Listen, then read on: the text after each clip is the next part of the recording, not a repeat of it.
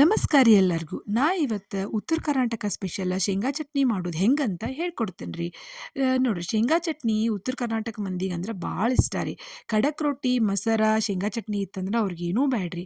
ಇನ್ನು ಮಕ್ಕಳಿಗೂ ಬಿಸಿ ಚಪಾತ್ಯಾಗ, ಬಿಸಿ ಅನ್ನದಾಗ ಮಸ್ತ್ ಅನಸ್ತೈತೆ ರೀ. ಮೊದಲ ಒಂದು ಪಾತ್ರೆ ತೊಗೊಂಡ್ರಿ, 1 ಕಪ್ ಶೇಂಗಾ ತೊಗೊಂಡು ಹುರ್ಕೋರಿ. ಸುಮ್ನೆ ಒನಾದನ ಹುರ್ಕೋರಿ, ಎಣ್ಣೆ ಹಾಕೊಳಕ್ಕೆ ಹೋಗ್ಬೇಡ್ರಿ. ಎಣ್ಣೆ ಹಾಕೊಂಡ್ರೆ ಟೇಸ್ಟ್ ಚಲೋ ಬರ್ತೈತೆ ರೀ, ಬಟ್ ಕಮುಟ್ ಆಕ್ಕೈತಿ ಜಲ್ದಿ ಚಟ್ನಿ. ಅದ್ರ ಸಲುವಾಗಿ ನಾವು ಅದನ್ನ ಹುರಿತೀವಿ ರೀ. ಹುರಿದ ಮೇಲೆ ಈ ರೀತಿ ಬ್ಯಾಳಿ ಮಾಡ್ಕೋರಿ. ಬ್ಯಾಳಿ ಮಾಡ್ಕೊಂಡ ಇದನ್ನ ಏನು ಮಾಡ್ರಿ ಅಂದ್ರೆ ಒಂದು ಮಿಕ್ಸಿ ಜಾರಿಗೆ ಹಾಕೋರಿ. ಮಿಕ್ಸಿ ಜಾರ್ ಒಳಗೆ ಹಾಕೊಂಡ್ಮೇಲೆ ಒಂದೆರಡು ಬೆಳ್ಳುಳ್ಳಿ ತೊಗೊಂಡು ಏನು ಮಾಡ್ಕೊರಿ ಅಂದ್ರೆ ಈ ರೀತಿ ಬ್ಯಾಳಿ ಮಾಡ್ಕೊಂಡು ಇಟ್ಕೋರಿ. ಅವನ್ನು ಕೂಡ ಹಾಕ್ರಿ. ಇನ್ನು ಬೆಳ್ಳುಳ್ಳಿ ಕ್ವಾಂಟಿಟಿ ರೀ ನೋಡ್ರಿ, ನೀವು ಸ್ಪೈಸಿ ಎಷ್ಟು ತಿಂತೀರಿ ಅನ್ನೋದ್ರ ಮೇಲೆ ಇರಲಿ ರೀ. ಸೊ ಆಮೇಲೆ ಕರಿಬೇವು ಹಾಕೋರಿ. ಕರಿಬೇವಿನ ಮೊದಲ ತೊಳೆದು ಸ್ವಚ್ಛಾಗಿ ಅದನ್ನು ಒಣಗಿಸಿಟ್ಕೊಂಡಿರ್ರಿ. ಆಮೇಲೆ ಜೀರಿಗೆ ಹಾಕೋರಿ.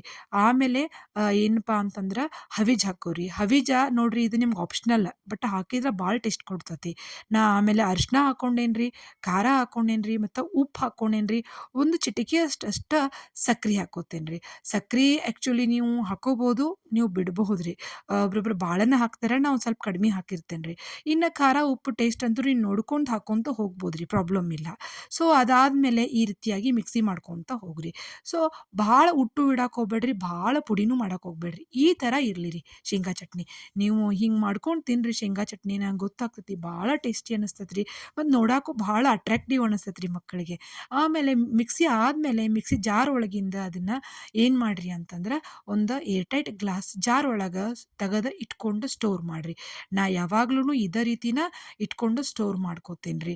ಸೊ ನಿಮಗೆ ಈ ಒಂದು ರೆಸಿಪಿ ಇಷ್ಟ ಆಗಿತ್ತಂದ್ರೆ ಲೈಕ್ ಮಾಡಿರಿ, ಶೇರ್ ಮಾಡಿರಿ, ಸಬ್ಸ್ಕ್ರೈಬ್ ಮಾಡಿರಿ.